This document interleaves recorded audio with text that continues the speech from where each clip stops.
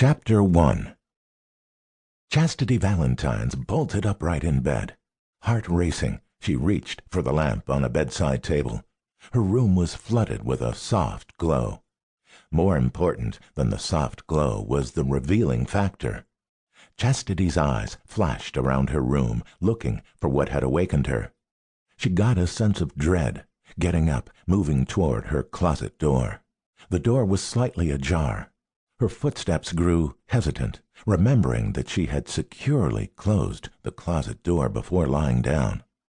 Hoping to take the drama away from the situation that could be a figment of her imagination or remaining wisps of a nightmare, Chastity gripped the closet doorknob and yanked it open. She screamed, a scream born of fear and terror. Rick Racanelli walked up the tidy walkway of the upscale townhouse, yawning and annoyed he had been called from his bed. He had been catching up on some much-needed sleep. He looked at the high-end lawn decorations and the expensive Mercedes G-Wagon in the driveway and knew the type of woman he would find inside the opulent home. She'd be some hoity-toity, rich, entitled, blonde, tan, year-round yoga in the morning with her Starbucks pain-in-the-ass bitch. Last month, his men had given him an overview of the Chastity Valentines case. His men had informed him that this was not a stalker case, and there was no need for him to get involved. Keeping up with the times, the Kingston Falls PD created a stalker division and had put their best detective in charge after promoting him to lieutenant. He had put some sick, disturbed, and just plain evil individuals behind bars since his induction 4 years ago. Because Kingston Falls had this specific division for stalking cases, others in the PD tended to dump the cases they didn't know how to define with him.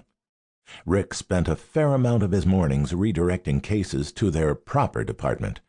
The more serious cases, he took a closer look, on the off chance he could be wrong. He would send out one of his teams to make the final decision. This had been the case with Chastity Valentines almost a month ago. Most of his team knew their shit frontwards and backwards. He had a few that he had chosen himself to be a part of the stalker division. The rest were ones the big brass sent his way, and he had no choice in the matter. Either way, most knew their shit.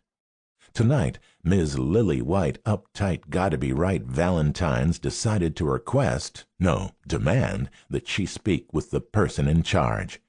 Rick exhaled on another annoyed breath. He hated entitled bitches. His ex-fiancée was an entitled bitch.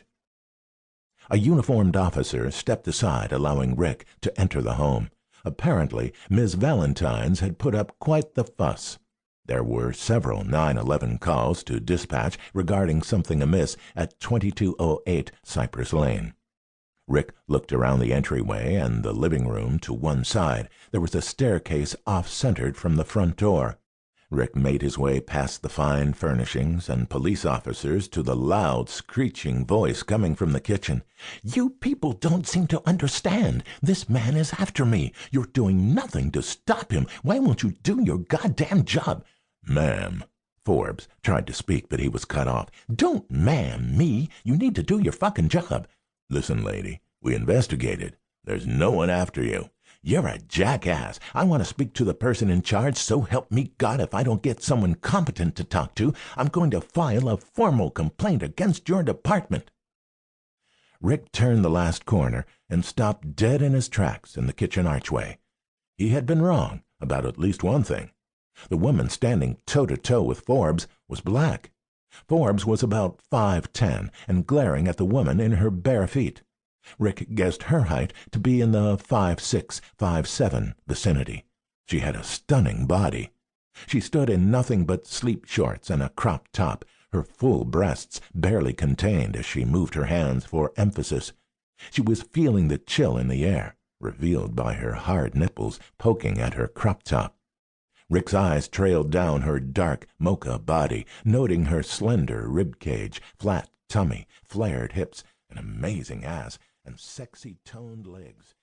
Even her feet were pretty. To keep listening to this audiobook, I've left you a link in the description so you can do it, at no cost thanks to Audible's 30-day free trial.